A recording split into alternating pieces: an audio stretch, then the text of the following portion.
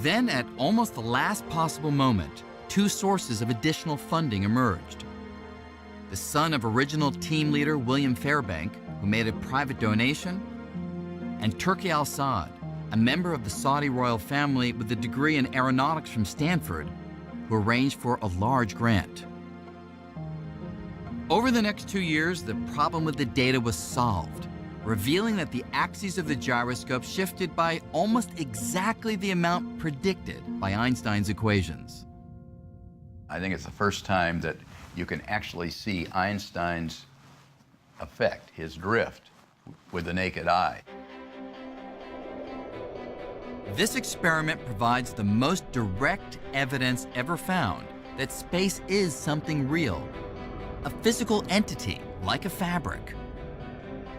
After all, if space were nothing, there would be nothing to twist. But at the same time that Albert Einstein was investigating space on the largest of scales, another band of physicists was probing the universe on extremely tiny scales.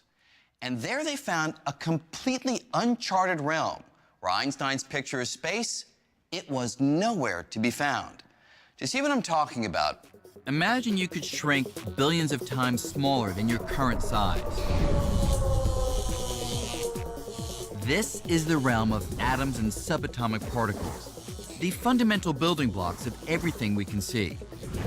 And when you get down to this size, the world plays by a wildly different set of rules called quantum mechanics.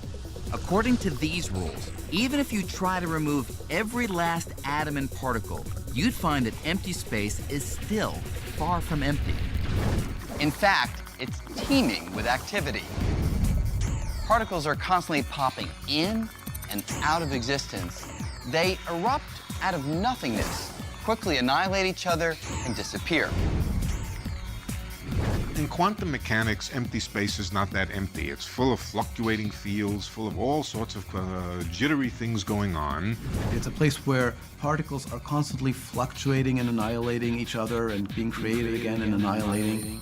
It's a place of chaos and bubbling. While the theory predicted this, it wasn't until 1948 that a scientist named Hendrik Casimir suggested that even though we can't see these particles, they should cause empty space to do something we can see. And he predicted that if you take two ordinary metal plates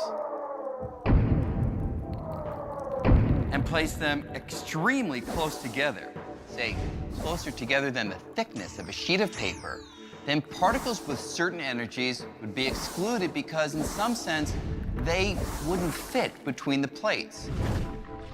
With more of this frenetic activity outside the plates than inside, Casimir thought the plates would be pushed together by what we usually think of as empty space. And some years later, when the experiment was done,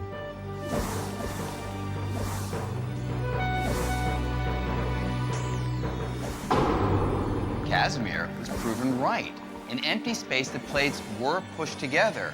So on atomic scales, empty space is not empty. It's so flooded with activity that it can force objects to move. and today, the quest to understand space on the smallest scale is continuing with one of the most expensive science experiments in history. This is CERN, the European Organization for Nuclear Research in Geneva. And here, buried a few hundred feet below the ground, is the Large Hadron Collider, the world's most powerful accelerator.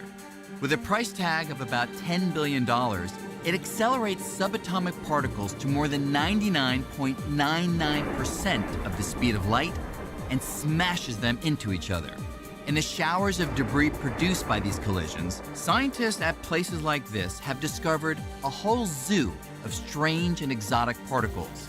And right now, they are chasing one of the most elusive. A particle thought to be essential to shaping everything from the atoms in our bodies to the most distant stars. If this particle is found, it will redefine our picture of space and fulfill a quest begun more than 40 years ago. It all started in 1964 when a young English physicist named Peter Higgs suggested something about space that was so radical it nearly ruined him. I was told that I was talking nonsense, that I couldn't be right. So they clearly hadn't understood what I was saying. Higgs and a few others were wrestling with a puzzle which comes down to this. The fundamental particles in the universe all contain different amounts of mass, which we usually think of as weight. Without mass, these particles would never combine to form the familiar atoms that make up all the stuff we see in the world around us. But what creates mass? And why do different particles have different masses? Try as they might, no one had been able to answer this perplexing question. Then, one weekend, after a walk outside Edinburgh, Higgs had a peculiar idea. Using mathematics, he imagined space in a new way, as something like an ocean. Particles are immersed in this ocean and gain mass as they move through it. To see how this works, think of a particle's mass like an actor's fame. And the Higgs ocean is like the paparazzi. Some particles, like unknown actors, pass through with ease. The paparazzi simply aren't interested in them.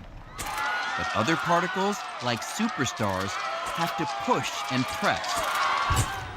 And the more those particles struggle to get through, the more they interact with the ocean and the more mass they gain.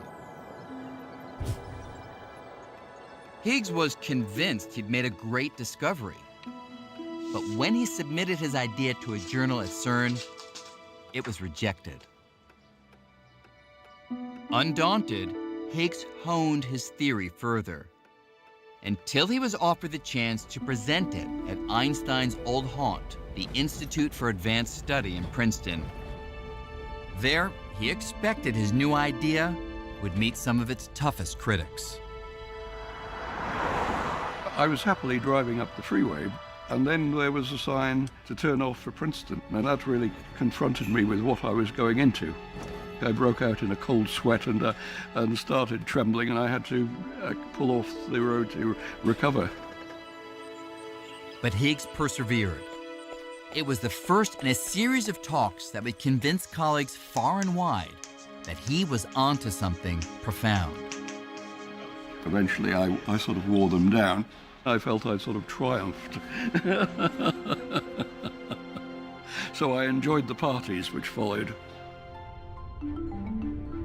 Today, the idea Higgs pioneered, called the Higgs field, is crucial to our understanding of space.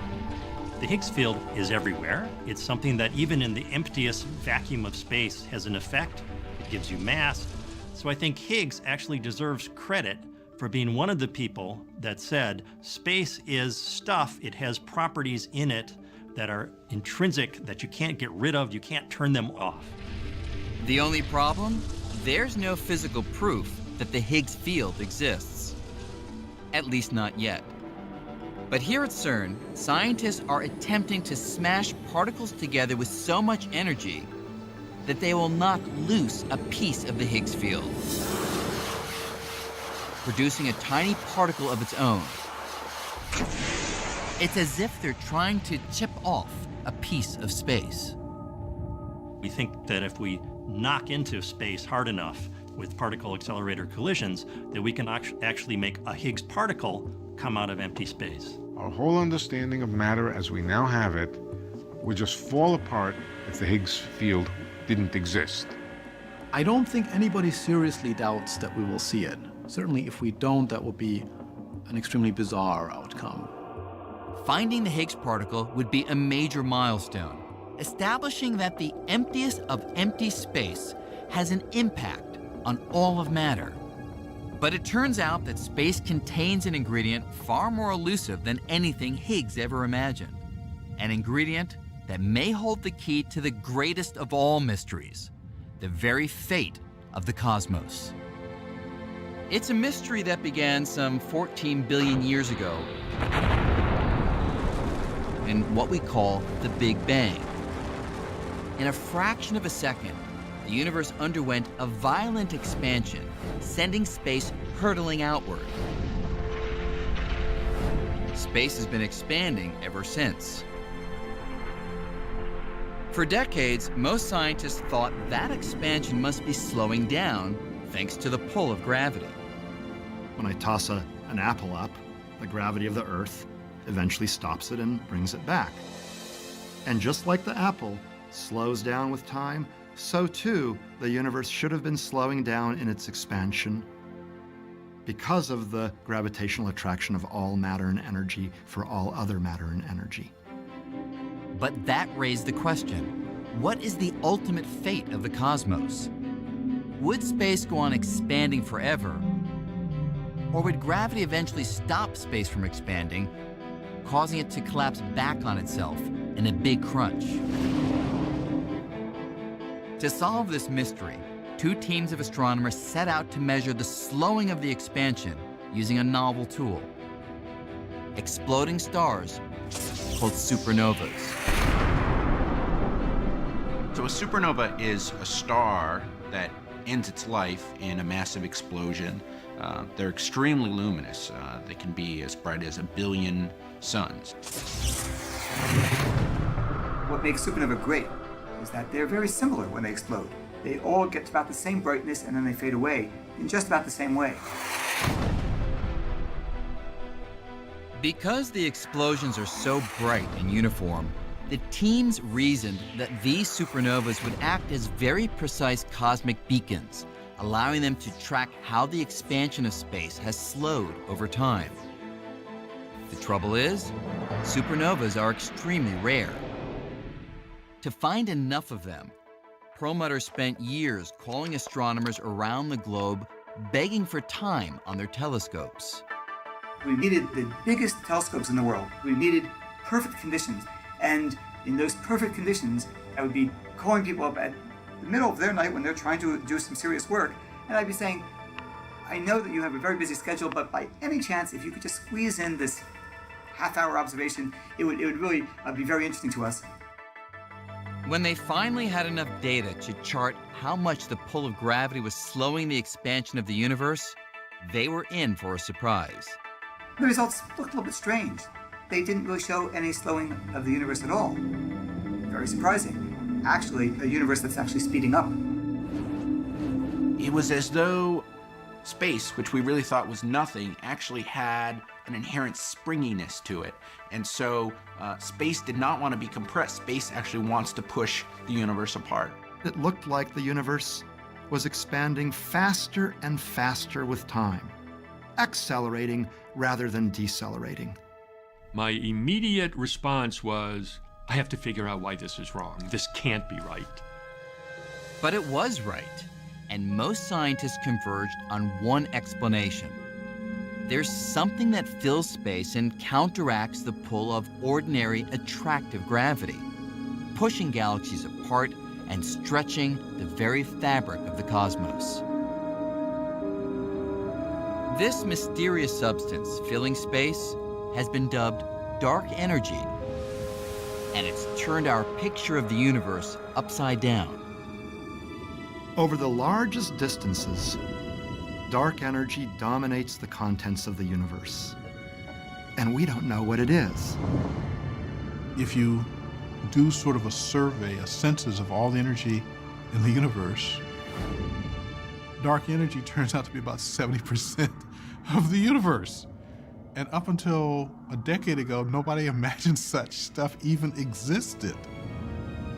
So in essence, the weight of empty space itself is 70% of the weight of the entire universe. That's roughly the same percentage of Earth's surface that's covered by water. Imagine we didn't know what water is. That's where we stand with dark energy.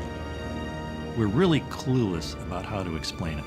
We have all of this fancy scientific apparatus of quantum mechanics and relativity and particle physics that we've developed in the last 100 years, and none of that works to explain dark energy. And the discovery of dark energy held another surprise. The idea that the universe contains such an ingredient had actually been cooked up 80 years earlier. I'll let you in on a little secret. Although he didn't call it dark energy, long ago Albert Einstein predicted that space itself could exert a force that would drive galaxies apart. You see, shortly after discovering his general theory of relativity, His theory of gravity. Einstein found that, according to the mathematics, the universe would either be expanding or contracting, but it couldn't hover at a fixed size. This was puzzling because before they knew about the Big Bang, most scientists, including Einstein, pictured the universe as static, eternal and unchanging. When Einstein's equations suggested an expanding or contracting universe, not the static universe everyone believed in, he had a problem. So Einstein went back to his equations and modified them to allow for a kind of anti-gravity that would infuse space with an outward push, counteracting the usual inward pull of gravity, allowing the universe to stand still. He called the modification the cosmological constant. Adding the cosmological constant rescued his equations. But the truth is, Einstein had no idea if this outward push or anti-gravity really existed. The introduction of the cosmological constant by Einstein was not a very elegant solution to try to find what he was looking for, a stationary universe. It achieves this effect of anti-gravity. It says that gravity sometimes can behave in such a way as not to pull things together, but to push things apart. Like the clash of two titans, the cosmological constant and the pull of ordinary matter could hold the universe in check and keep it static. But about a dozen years later, the astronomer Edwin Hubble discovered the universe is not static. It's expanding due to the explosive force of the Big Bang 14 billion years ago. That meant Einstein's original equations no longer had to be altered. And so suddenly, the need for a cosmological constant went right out the window.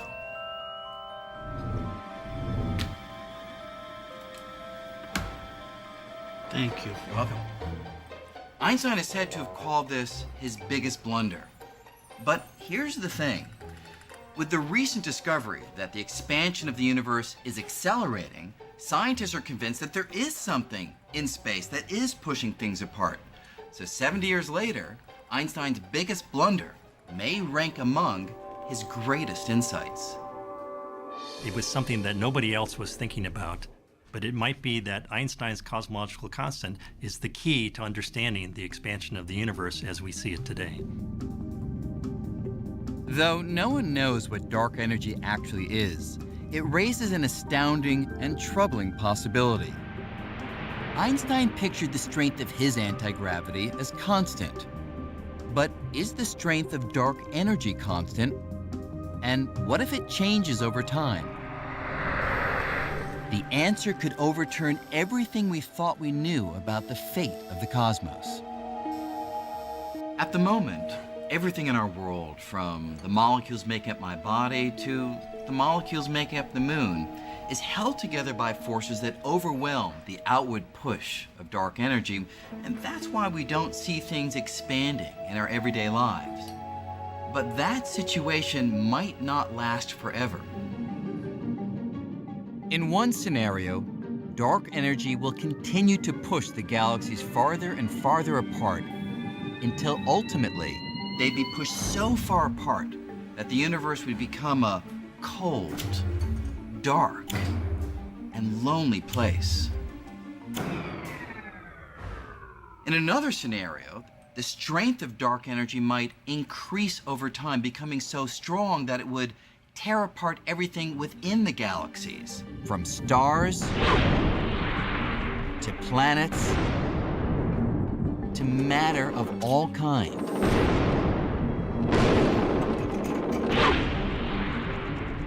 If the dark energy grows with time, then ultimately even atoms will get ripped apart when there's enough dark energy between the nuclei and the electrons to rip space apart.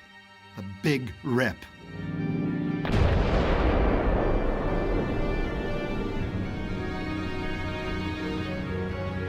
Our picture of space has gone through a remarkable transformation.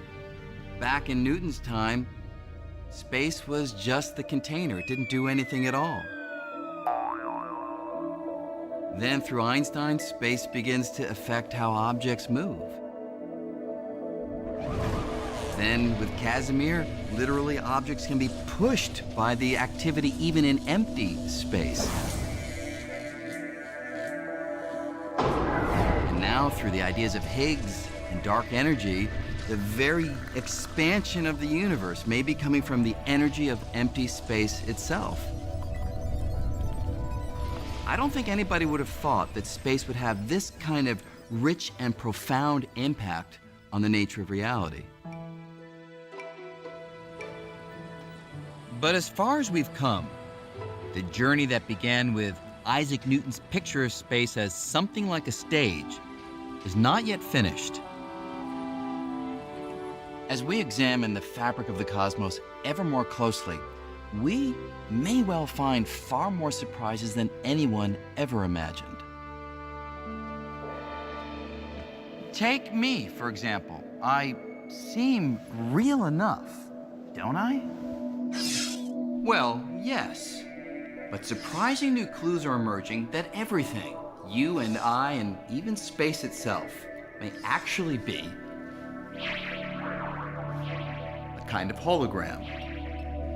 That is, everything we see and experience, everything we call our familiar three-dimensional reality, may be a projection of information that's stored on a thin, distant, two-dimensional surface.